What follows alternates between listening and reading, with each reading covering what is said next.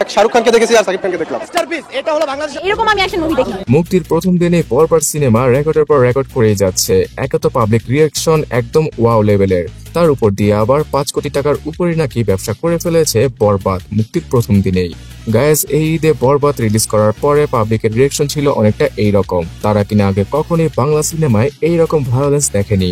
যদিও কিনা এই মুভিটার স্টোরি অনেকটা লাভ স্টোরির মতো, তবে এখানে ভায়োলেন্স অনেক বেশি ইউজ করা হয়েছে। রণবীর কাপুরের অ্যানিমেল অথবা প্রভাসের সালার এইরকম লেভেলের ভায়োলেন্সকে নাকি এই প্রথম বাংলা সিনেমায় দেখেছে দর্শকরা। তার পাশাপাশি বর্তমানে মার্কো সিনেমাটাও অনেক বেশি ট্রেন্ডে তার ভায়োলেন্সের জন্য, সেটাকেও নাকি অনুসরণ করেছে বরবাদ। এবং এইরকম ভায়োলেন্স দেখার জন্য মানুষ হুমড়ি খেয়ে পড়ছে সিনেমা হলে, যার সুবাদে মুক্তির প্রথম দিনেই 5 কোটি টাকার উপরে বক্স অফিস কালেকশন করে ফেলেছে বরবাদ। আর এই ছবিটা নাকি 100 কোটি টাকা ইনকাম করতে পারবে, এমনটাই প্রেডিকশন করছে অনেকে। সো সাকিবের বরবাদ দেখে থাকলে সেটার একটা ডায়লগ কমেন্টে লিখে জানাতে ভুলবেন না।